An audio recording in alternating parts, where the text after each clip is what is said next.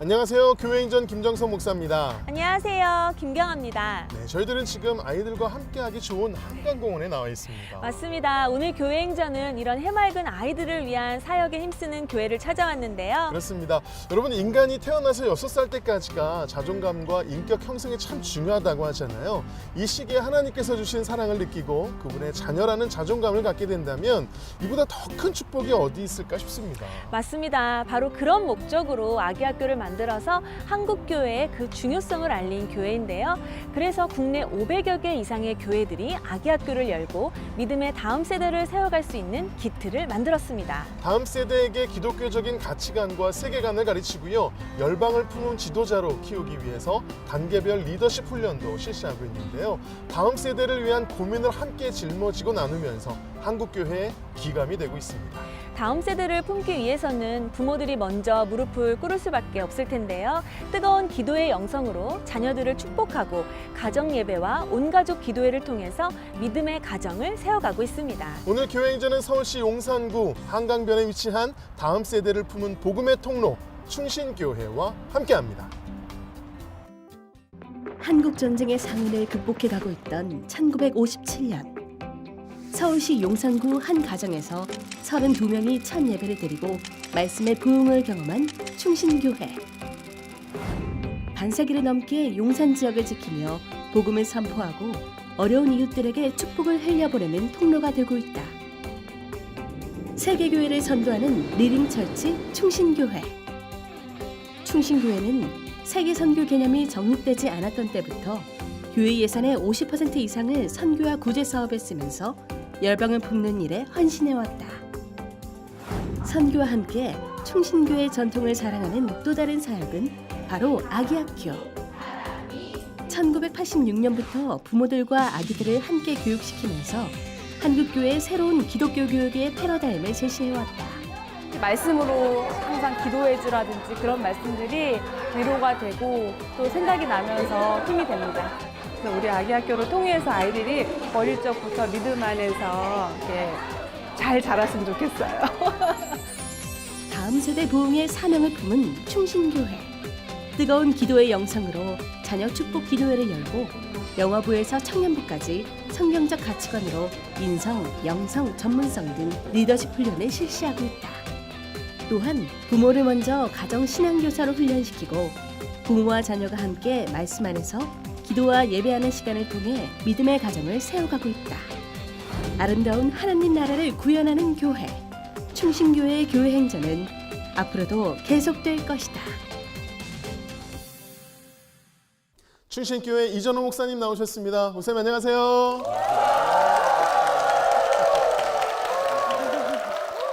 목사님, 우리 충신교회는 1957년도에 개척이 되어서 반세기가 넘도록 복음을 전해왔고요. 특별히 또 한국교회에 선한 영향력을 끼친 교회 아닙니까? 그렇죠? 지금은 다음 세대의 부흥을 위해서 목회를 또 하고 계시는데요. 어떤 목회 철학을 가지고 다음 세대를 세워가고 계시나요?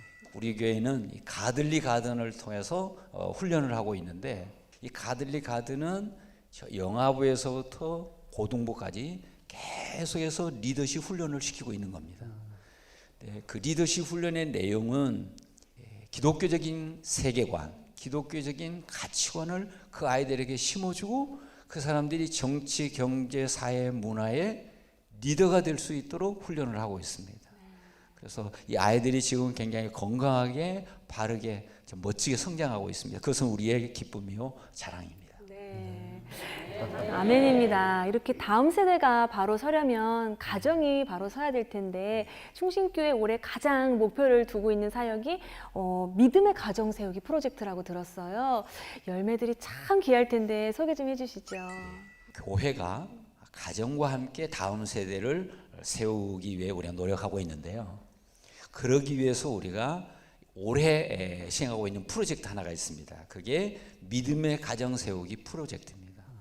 온 가정이 자녀를 믿음으로 세우기 위해서 노력하는 중에 특별히 가정 예배를 잘 드리는 가정, 온 가족 기도에 함께 참여하는 가정, 이런 가정들을 더 많이 세워서 믿음의 가정으로 이제 견고히 세우려고 하는 거죠. 그래서 한 달에 2번 이상 가정 예배를 드리고 온 가족 기도회는 이제 매달 한 번씩 있는데 8번 이상 부모와 자녀가 함께 나와 기도에 참여하면 믿음의 가정으로 우리가 세워서 동판에 새겨서 교회 1년 동안 부착할 예정입니다. 그래서 온 교우들이 여기에 참여하고 있고 특별히 지난 5월에 우리가 설문조사를 했는데 그 설문조사 결과 우리 교인들의 30%가 정기적으로 가정예배를 드리고 있습니다. 그래서 매우 놀라운 일이라고 생각하고 이렇게 함께해 준 우리 성도들에게 늘 고마운 마음 가득합니다. 또 다른 것은 아기학교의 문을 또 활짝 여셨단 말이에요. 어떻게 아기학교 사역의 선구자가 되고 있는지도 소개해 주시죠. 우리 교회가 아기학교를 시작한 것은 1986년도였습니다. 그때 1기가 시작이 될 때는 영유아 교육 프로그램은 한국에 없었습니다. 그때 우리가 이제 어린 아이들과 엄마가 함께 나와서 신앙을 배워갈 수 있도록 하나님을 알아갈 수 있도록 그런 이제 프로그램을 진행한 것이죠. 지금도 이제 65기가 지금 진행이 되고 있는데 130명의 어린이들이 엄마와 함께 지금 신앙 훈련을 받고 있습니다. 이 아기 학교는 우리 교회만 하는 게 아니고 우리 교회에서 아기 학교를 배워서 그 교회에서 시행하고 있는 교회가 500교회가 넘습니다. 그리고 지금 미국 그리고 중국에도 이 아기 학교에 대한 소식을 전해주고 또 배워서 그 미국에서도 지금 아기 학교를 하고 있는 교회들이 늘어나고 있습니다. 그런 의미에서 우리가 좋은 선구자 역할을 했다고 볼 수 있습니다. 그렇습니다. 네, 전 세계적으로 영향력을 미치고 있는 그런 교회고 정말 동판에 새기는 것 참 너무 귀하고요. 한번 새기면 빠질 수가 없을 것 같습니다. 그렇죠? 계속 드리고 하나님 앞에 나갈 수밖에 없는데 그렇게 되면 가정이 회복되고 다음 세대가 세워지고 교회가 살아나는 그런 놀라운 역사들이 이어질 텐데요. 이러한 교회 충신교회에서 성도님 세 분이 간증을 전해 주실 텐데요. 어떤 간증을 들려주실지 기대하는 마음으로 함께 하신다면 큰 은혜의 시간이 될 줄로 믿습니다. 네. 지금부터 충신교회 성도님들이 직접 고백하는 교회 행전 시작하겠습니다.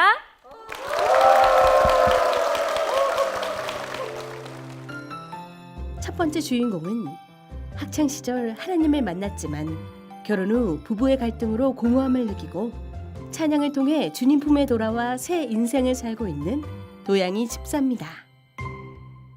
저는 믿지 않는 가정에서 자랐지만 성탄절은 그 누구보다도 반갑게 기다리고 설레임에 차서 그렇게 만났던 친구였습니다. 저는 중3 때 친구를 따라 처음으로 교회라는 곳에 가보게 됩니다. 그때는 하나님도 성경도 전혀 관심이 없었습니다. 그냥 친구들이랑 어울려 다니는 게 너무 좋았고요. 고등부에 갔을 때 전도사님의 권유에 의해서 3박 4일간 연합 기도회에 참석하게 되었습니다.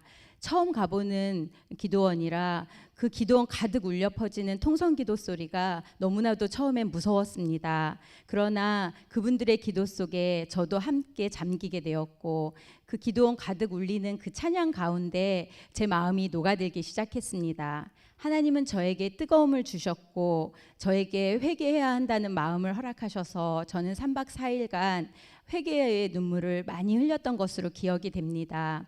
사춘기 소녀였던 저에게 하나님은 큰 선물을 허락해 주셨습니다. 방언의 은사를 주셨는데 그때는 저는 하나님과 은밀한 비밀이 생긴 것 같아서 너무나도 설레었고 그 관계를 잊지 않기 위해서 그 이후에도 큐티나 제자 훈련 등을 통해서 하나님과의 관계를 긴밀하게 갖고자 노력했는데 지금도 그것이 제 신앙생활의 하나의 근간이 되어주고 있습니다. 대학 때는 믿지 않는 남자친구를 만나게 되었습니다. 결혼하고 나서 저는 세상에서 가장 행복한 여자인 줄 알고 살았습니다. 주말이 되면 남편과 아들과 산으로 들로 놀러 다녔기 때문입니다. 그때 한 가지 약간 마음에 조금 걸리는 것은 주일 성수를 못했다는 겁니다. 그렇게 몇 년이 흐르고 난 후 전 깨달았습니다. 남편과 저는 다른 곳을 바라보며 살고 있었습니다. 저에게 우상이었던 남편은 남편과의 관계에서 실망감을 느낄 수밖에 없는 일들이 일어났고 전 시부모님과 함께 살고 있었는데 그 시부모님과 함께 사는 일들이 너무나도 버겁고 짜증나는 일이 되어버렸습니다. 집안의 공기조차 싫었습니다. 그래서 세상의 모임을 많이 갖고 밖에서 시간을 보내려고 애썼습니다. 제 변하는 모습을 지켜본 한 아이의 친구 엄마로부터 지역 예배를 소개받게 되었습니다. 지금도 너무나도 생생하게 기억나는 건 지역 예배에서 말씀을 나누어야 하는데 제 차례가 되면 저는 눈물부터 났습니다. 왜냐하면 그들은 너무 행복해 보였고 저만 불행해지는 것 같고 그들은 너무 소중한 존재인데 저는 하찮은 존재로 여겨지는 것 같아서 그 지역 예배가 힘들어지고 있었습니다. 그러던 어느 날 지역 예배에 참석을 했는데 찬양을 부르게 되었습니다. 당신은 사랑받기 위해 태어난 사람, 당신이 이 세상에 존재함으로 인해 우리에게는 얼마나 큰 기쁨이 되는지 저는 그때 다시 알았습니다. 아버지가 저에게 말씀해 주셨습니다. 저는 이 세상에서 너무 무가치하다고 느꼈고 이제는 쓸모없다고 느꼈는데 아버지는 저를 처음 빚으셨을 때 그 목적 그대로 여전히 사랑하고 계셨고 내가 너를 너무 사랑해서 만들었고 이 세상에 내놓았고 너는 네 존재만으로 우리에게 큰 기쁨이 되어주고 있단다. 그렇게 말씀해 주셨습니다. 그 예배 이후 저는 하나님을 인격적으로 만날 수 있었습니다. 남편과도 관계가 회복되어졌고 남편도 그 시간들을 통해서 다시 하나님 앞에 서게 되는 귀한 시간이 되었습니다.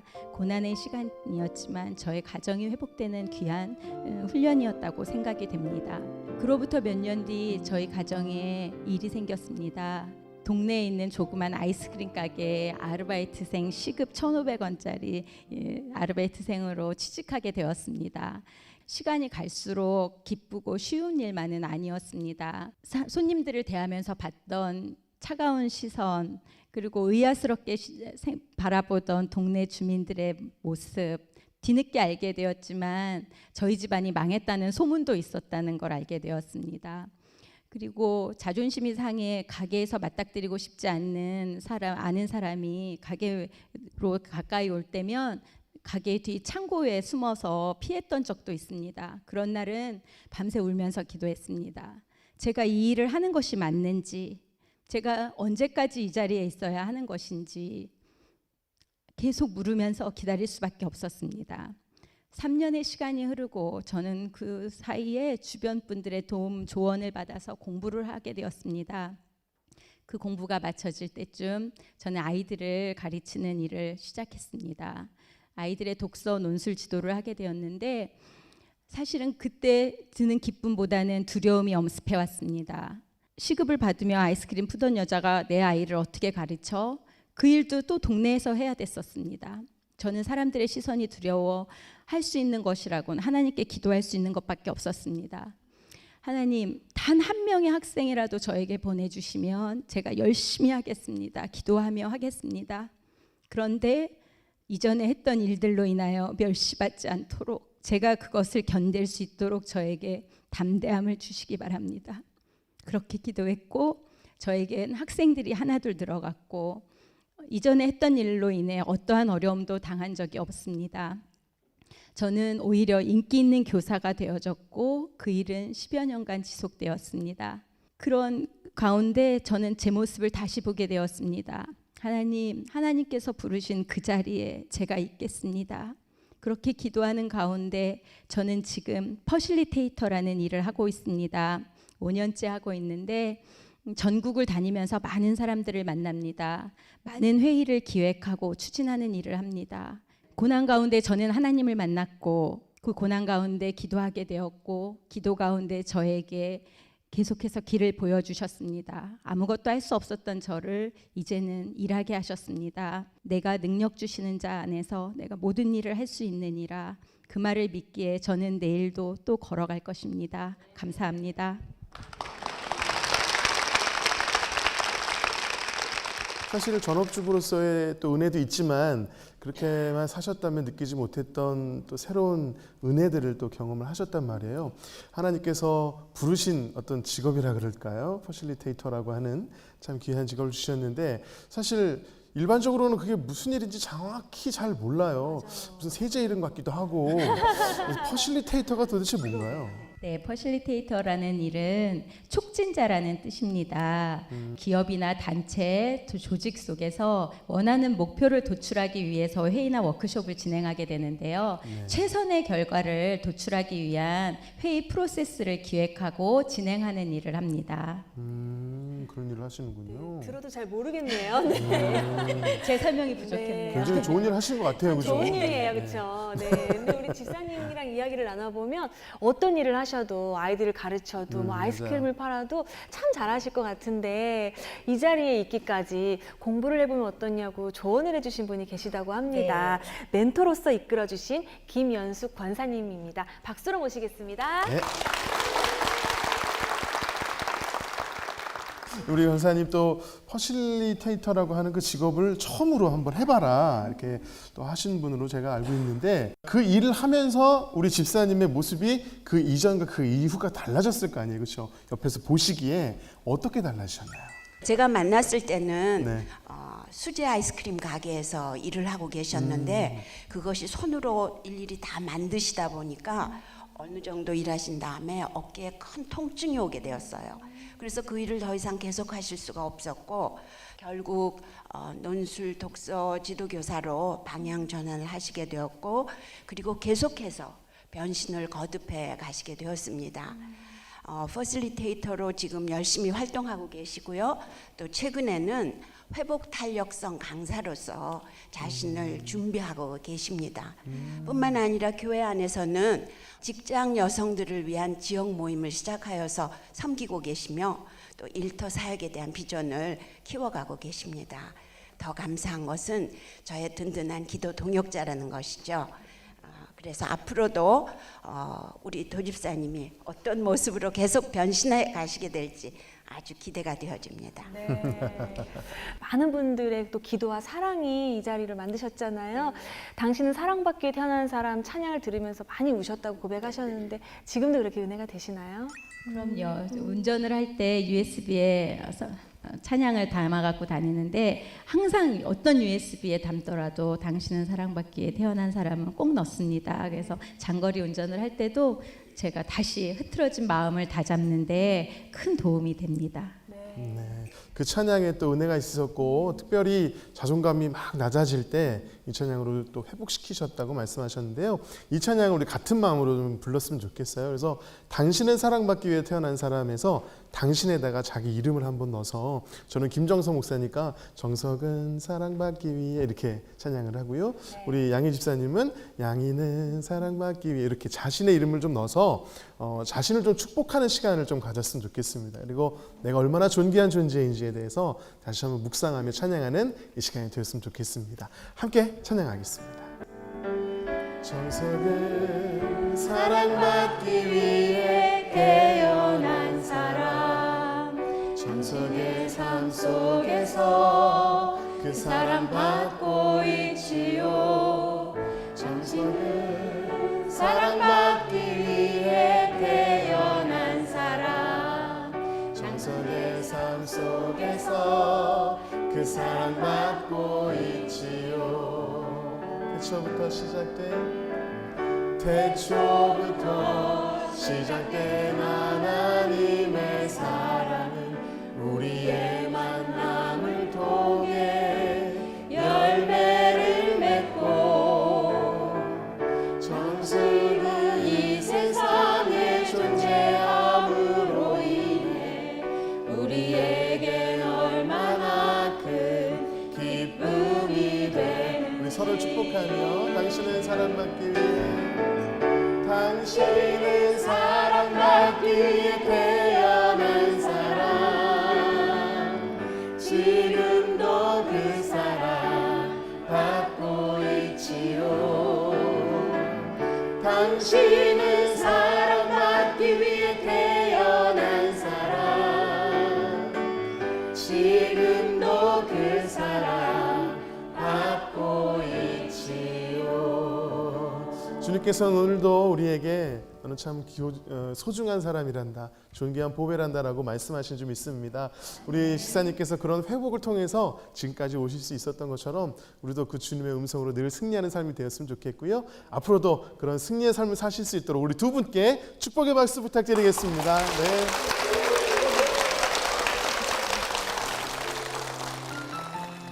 두 번째 주인공은 아내를 따라 교회를 나가다 남선교회에서 하나님의 사랑을 느끼고 말씀의 깨달음으로 가정이 회복되며 믿음의 주춧돌이 된 김병수 집사입니다. 제가 예수 그리스도를 알게 된 것은 저희 셋째 누님을 통해서였습니다. 지금은 자카르타에서 선교사로 계신데요. 그 누님께서는 약대를 졸업하시고 약사였었습니다. 근데 신학을 공부하셔서 선교사의 길을 가셨습니다.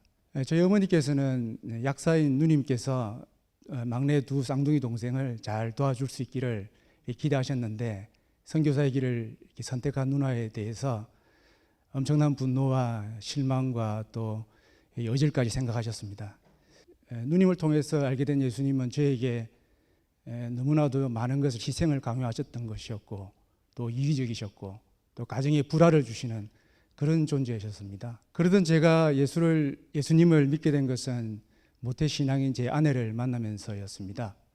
하지만 충신교회에서의 초기 제 성도의 생활은 오랫동안 고정되어 있던 인본주의적인 생각과 그리고 잘못된 행동들의 습관들이 몸에 배어서 몸은 교회는 오는 성도지만 마음은 하나님 간구할 줄도 모르고 또 믿음 생활과는 상관없는 성도인 것처럼 생활했던 것을 고백합니다. 그러던 제 마음의 궁핍함을 아시고 교구장이셨던 목사님께서 동년배 간의 교제함을 이렇게 말씀하셨고 그렇게 남성교회를 알게 되었습니다. 매주 수요 예배 후 8시에 남성교회 모임이 있었는데 제 삶의 우선순위가 남성교회가 아니었기에 제 마음에 여러 가지 핑계를 대면서 빠지기가 일쑤였습니다. 그러던 중에 직장생활의 여러 문제들로 인해서 제 마음에 갈급함이 있어 그 예배 그 시간이 기억이 났습니다. 그래서 허겁지겁 8시가 한참 지난 시간에 교회로 와서 그 모임 장소를 갔는데 혼자서 찬양 들으시면서 기도하시는 형제 집사님을 이렇게 보게 되었습니다. 하나님 사랑 같은 느낌을 받았습니다. 참 많이 울었습니다. 그 광경을 보면서 저분은 내가 이런저런 핑계대면서 빠졌던 그 시각에 나를 기다리면서 이곳에서 그렇게 몇 주간 그리고 긴 시간을 항상 기다려 주셨구나. 그런 생각을 하면서 저분이 기다려 주시고 하는 그 마음이 하나님 사랑이 아닐까 그런 생각을 했습니다. 그래서 그 집사님과 더불어서 제 자신만을 위해서 기도하는 이기적인 기도에서 다른 일을 위해서 중보하는 기도의 외연도 넓혔고 또 아름다운 찬양을 배워서 하나님께 찬양으로 영광 올릴 줄 아는 것도 배웠고 말씀으로 역사하시는 하나님 말씀이 정말로 달콤하고 정말로 좋은 것이다 라는 것을 또 배웠습니다. 제 믿음뿐만 아니라 많은 분들을 만나게 되는데 일면식도 없던 한 분께서 저에게 교사로 좀 섬기는 게 어떻겠냐라고 이렇게 제안하셨습니다. 그렇게 해서 제가 교사가 되었습니다. 철저하게 교사대학을 통해서 양육되어지고 또 하나님 말씀을 배우면서 아이들에게 가르치는 그런 교사, 그리고 그 아이의 잘됨을 위해서 기도하고 또 그 부모가 온전해지기를 위해서 기도하고 그러므로 그 가정이 굳건히 설 수 있도록 기도하는 그런 과정에서 제가 잘되고 또 제 가정이 믿음 안에 축복 가정이 되어간다는 것을 경험했습니다.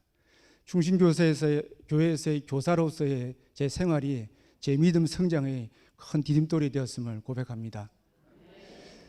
말씀으로 역사하시는 하나님을 가장 강력하게 경험한 것은 제 아내와의 위기 관계 속이었습니다. 한 번은 아내가 희생할 수 없는 요구를 제가 가정에게 했고 그 부모 섬김에 대한 요구를 했을 때 아내가 눈을 떴을 때 집에 없었습니다. 제가 할 수 있는 것은 성경을 봤습니다. 그래서 창세기부터 읽어가는 와중에 머지않아서 2장 24절 말씀에 내 부모를 떠나 한 몸이 되어라는 구절이 왔습니다. 그 구절에서 내가 생각했던 정말 사랑하는 내 가정을 내가 제대로 세우지 못하고 있었구나를 생각했습니다. 즉시 부모님께 전화를 드렸습니다. 아버지 어머니, 앞으로는 제 아내와 동의되지 않은 것은 제가 아무것도 안 하겠습니다. 아내와 함께해서 온전히 공경하면서 섬기겠습니다. 그렇게 선포를 했습니다. 그 이후에 옹졸하고 남편 마음도 잘 이해 못해주는 그런 아내 같은라고 생각했던 제 아내가 하나님의 풍성한 사랑을 마음에 품고 언제나 기도하는 참 좋은 반려자라는 것을 알게 되었습니다. 그렇게 연합해서 부모를 섬길 때 예수님의 향기가 실렸는지 이전보다 더 열심히 하지 않았음에도 불구하고 부모님이 더 평안해 하시고 저희를 통해서 받는 사랑에 더 많은 감사와 감동이 넘치는 그런 어떤 관계가 형성이 되었던 걸 느끼면서 하나님 말씀으로 우리가 나아갈 때 모든 것이 하나님께서 원하시는 아름다운 곳으로 역사하시구나를 경험했습니다. 앞으로도 이 원칙을 지키면서 아내와 연합해서 뭐든지 할 생각입니다. 지난 7월에 저희 장인께서 천국으로 가셨습니다. 1월에 이제 암 판정을 받으셨는데 제가 거룩한 부담이 있었습니다. 그래서 매일 새벽 기도를 나갔습니다. 그래서 목사님의 들은 말씀을 간략하게 메모해서 아침 출근길에 병상에 들러서 장인어른께 오늘 장인어른 목사님께서 이런 말씀 주셨습니다.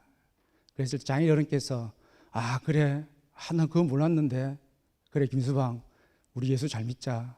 지그시 제 손잡고 눈 꼭 이렇게 감으시면서 함께 기도하셨던 기억이 납니다.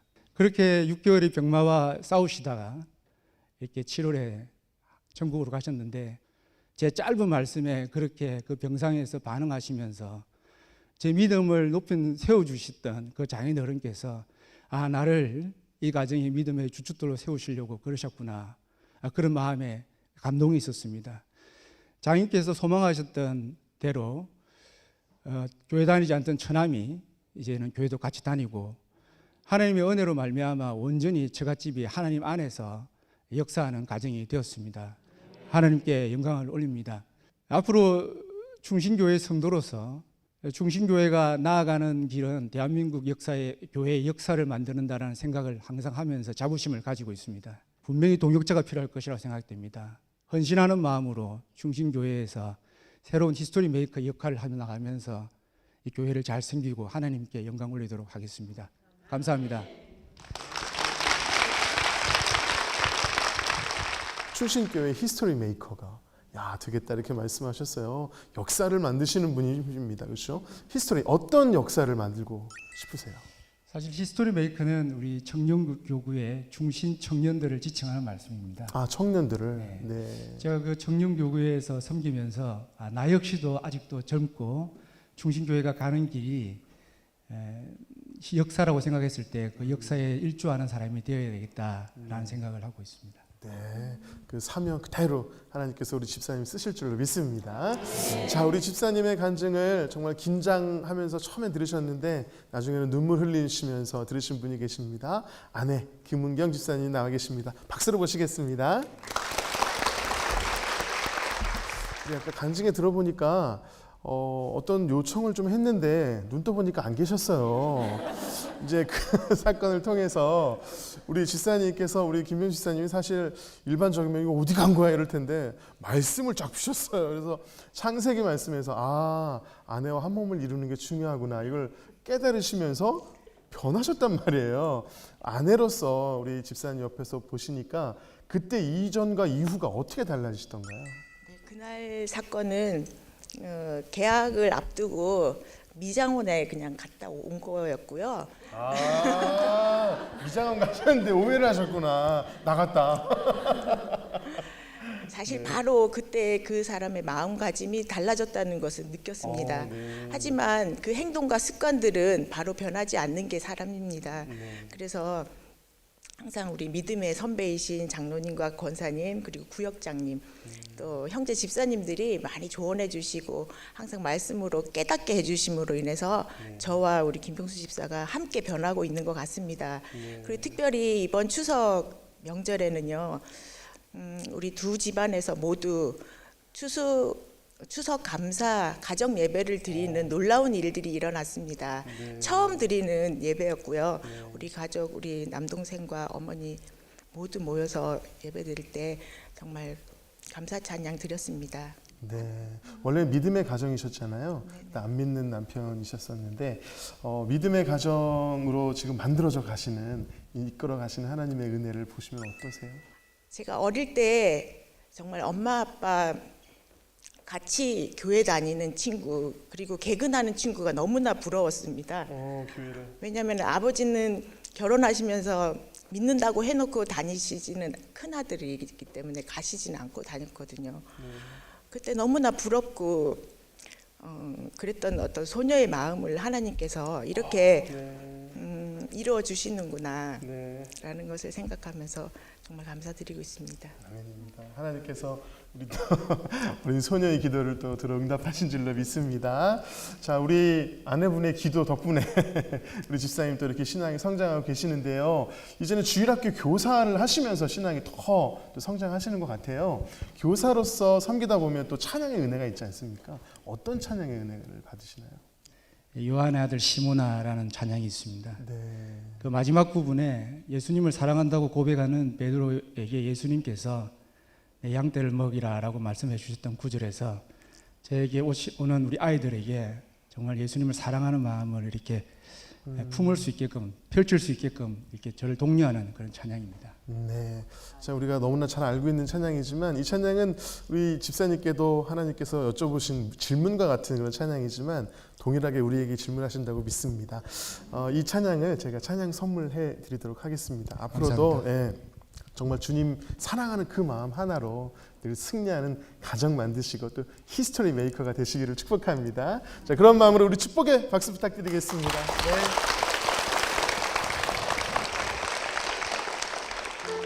네. 요한의 아들 시모나,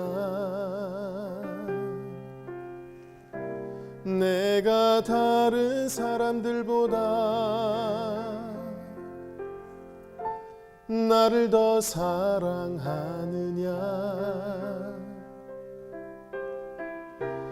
하고 주님이 물으셨네.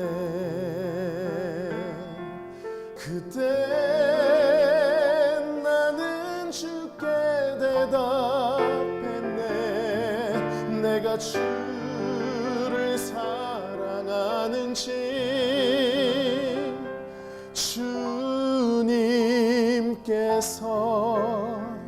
아십니다.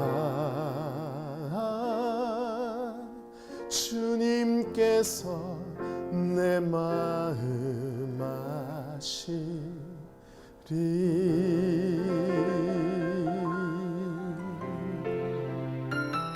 세 번째 주인공은 모태신앙으로 교사의 꿈을 꾸며 힘든 순간 말씀을 붙잡게 해준 남편을 만나고 아이들을 향한 사명으로 하나님 나라를 섬기는 송은영 집사입니다. 저는 모태신앙으로 자라났고요. 하나님이 보고 계시는데, 하나님이 듣고 계시는데 라는 가운 안에 자라났습니다. 굉장히 떨렸겠지요. 네, 그런데 저희 아버님은 신앙이 없으셨습니다. 예수님을 믿으신 어머님과 결혼할 때 교회에 다니겠노라 약속을 하셨지요. 그러나 믿음은 좀처럼 생기지 않으셨습니다.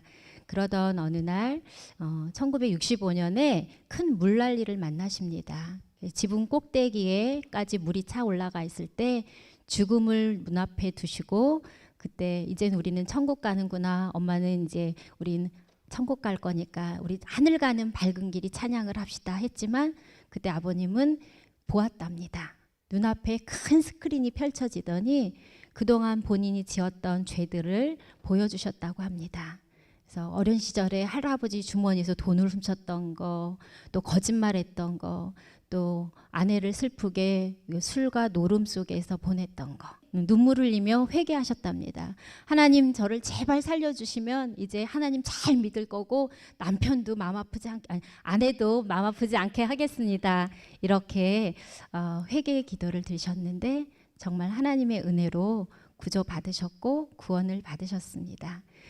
그 이후로 정말 삶으로 본을 보이시는 삶을 살고 계십니다. 그래서 저희는 가정 예배도 주일마다 1시간씩 드렸습니다. 어린 시절에 속으로 예배가 언제 끝나는 거지? 부흥회 같아. 교회 늦게 했어. 이런 마음으로 예배를 드렸지만 그것이 저희들의 삶이었습니다. 어린 시절 좋은 그 선생님들로부터 영향을 받았고 저도 교사가 되는 것이 꿈이었습니다. 그래서 유아교육을 전공했습니다. 그리고 1992년도에 유치원 교사로 근무하기 시작했습니다. 그러나 유치원 교사로 시작하면서 첫 해는 정말 생존기였습니다. 계획한 대로 되는 것은 하나도 없고 아이들은 내 말을 듣는 것 같지도 않고 모두 다 실수하는 것 같고, 그래서 저는 유아교사가 내 일이 아닌가 보다, 그만두어야 되겠구나, 이런 생각을 하며 고민과 슬픔 속에 1년을 보냈습니다. 그러던 여름에 이제 방학이 되어서 청년부 수련회에 갔습니다. 새벽 예배 때 큐티 때 조장 오빠가 빌립보서 2장 13절 말씀을 나누어 주었습니다. 너희 안에서 행하시는 이는 하나님이시니 자기의 기쁘신 뜻을 위하여 너희에게 소원을 두고 행하게 하시나니. 이 말씀을 듣는 순간 눈물이 와르르 쏟아졌습니다. 그래, 맞아. 내 안에서 소원을 두고 행하시는 분은 하나님이셔.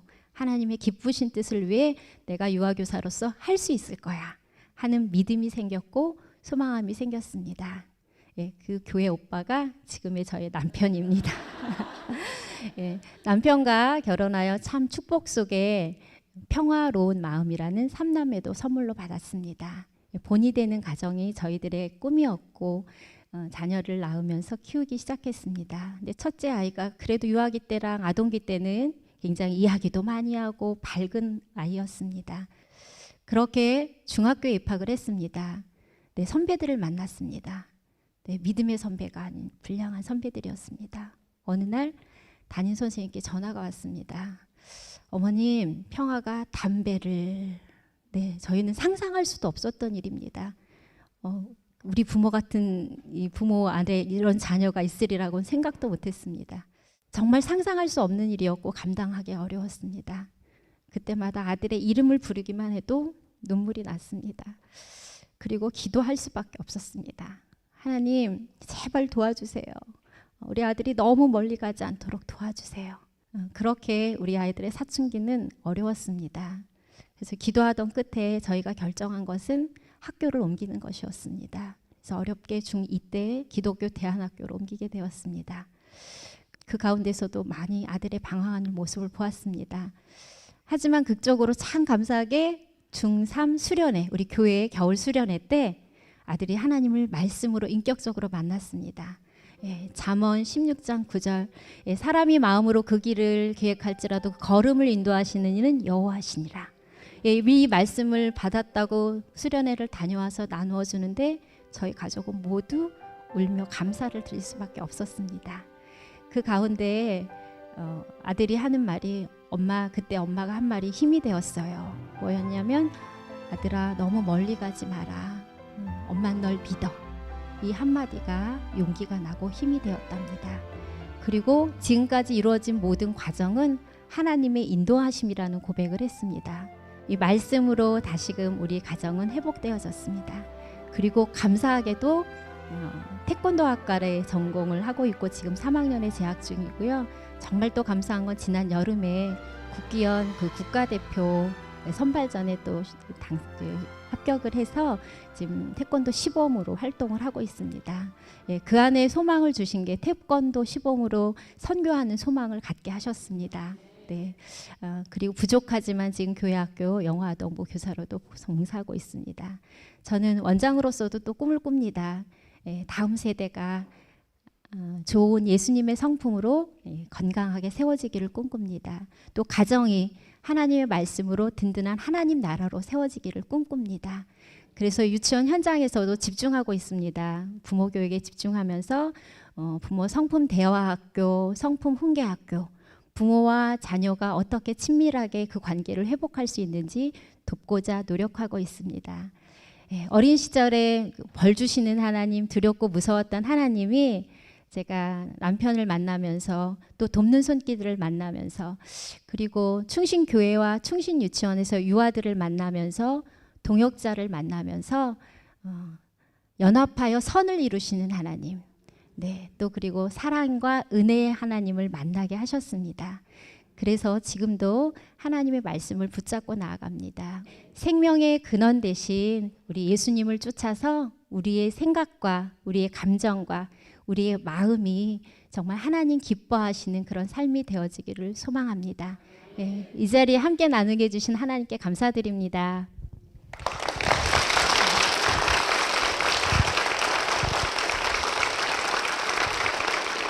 집사님, 우리 송 집사님께서 그때 교회 오빠가 빌립보서 말씀을 들려줘서 너무 좋았다고 하셨는데 우리 집사님이 눈을 껌뻑껌뻑 하시면서 내가 그랬나?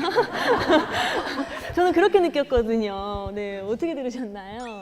정말 아내가 힘든지는 잘 몰랐는데 제가 좋아하는 말씀이었고 그래 그 말씀 나누는데 하나님께서 임하시는 것 같아요. 그래서 그 이후로 그 말씀이 늘 힘이 됐다고 저한테 말해 줬는데 하나님께서 연결시켜 줬다고 저는 생각이 듭니다. 네, 정말 부부가 같은 곳을 바라보고 정말 말씀 붙잡고 나아가는 게 얼마나 중요한가 싶은데 또 우리 아드님께서 방황했을 때 또 아빠로서 느꼈을 상심감도 참 크셨을 것 같아요. 근데 지금 돌이켜보면 은혜로 또 감사할 수 있을 것 같고요. 네, 어떻게 기도하셨어요? 우리 애한테 성경 말씀 암송을 시켰는데 근데 얘가 또 술도 먹고 오토바이 타고 사고도 나고 그래서 저는 나름대로 노력을 했는데 그게 제 뜻대로 안 됐을 때 너무나 힘들었는데 사랑은 인내구나 좀 더 기다리자 그랬는데 정말로 하나님께서 좋은 학교 소개시켜 주시고 좋은 선생님 만나게 해주셔서 또 중요한 것은 수련회에 가서 하나님 만나고 그리고 지금은 자기 목표인 국가대표 되고 언젠가는 하나님 위해서 쓰임 받지 않을까 그런 생각이 듭니다. 네, 정말 저도 저희 아들이 8살인데도 가끔씩은 정말 내 자식이 내 맘대로 안 되는가를 느끼는데 네. 우리 집사님 또 아드님의 방황을 통해서 우리 주님께서 어떻게 보면 더욱더 신앙을 돈독하게 쌓아주신 것 같고 우리 어머님께서 신앙의 유산을 물려주셨잖아요. 우리 자녀들뿐만 아니라 앞으로 우리 유치원 아이들에게도 정말 그 말씀을 물려줄 수 있는 귀한 스승님 되실 것 같습니다. 우리 그 응원의 마음을 담아서 집사님과 그 가정 위에 큰 박수 부탁드립니다. 감사합니다.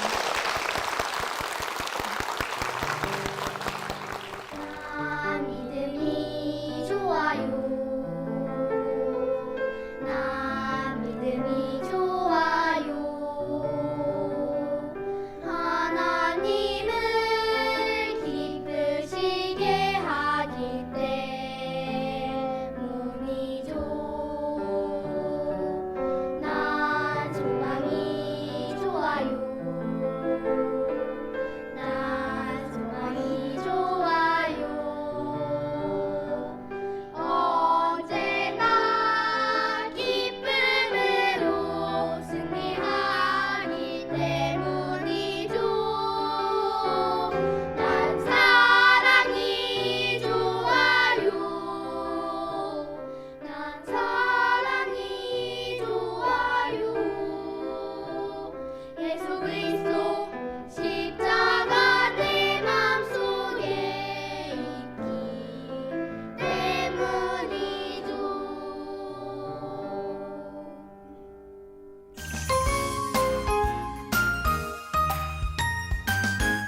네, 충신교회에서 세 분의 간증을 함께 나눴는데요. 역시 가정과 다음 세대를 품은 교회답게 가정이 회복되고 다음 세대가 회복되는 참 은혜로운 그런 간증이었습니다. 네, 저도 참 은혜와 도전이 되는 간증이었는데요. 담임 목사님으로서 얼마나 은혜가 되셨을까요? 어떻게 들으셨나요? 포기하지 않으시는 하나님.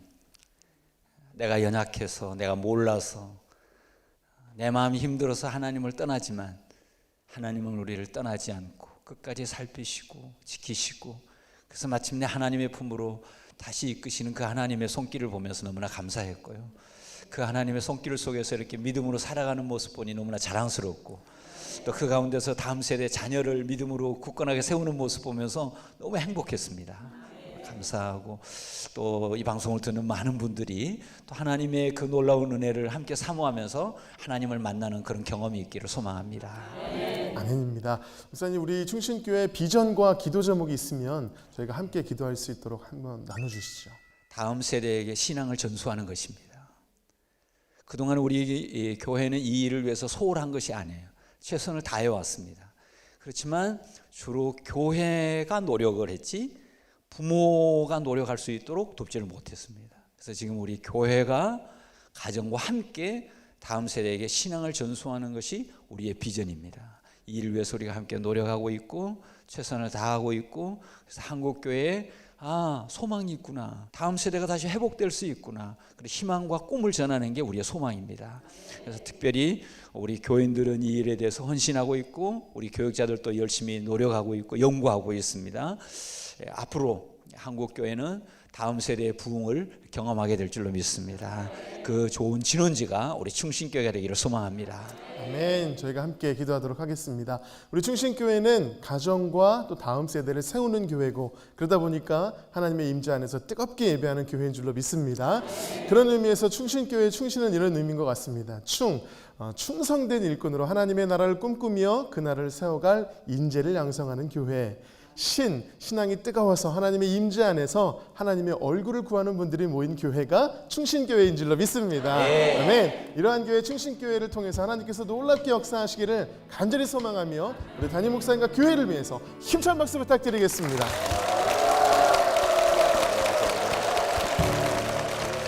성도들의 간증을 나누는 이 은혜에 동참하고 싶으시다면 아래 나가는 연락처로 연락 주시기 바랍니다. 지금까지 함께해 주셔서 감사합니다. 마지막으로 축복합니다. 함께 찬양하며 서로를 축복하며 마무리하도록 하겠습니다. God bless you. God bless you. 축복합니다. 주님의 사랑으로. 주님께 영광의 박수를 드리겠습니다.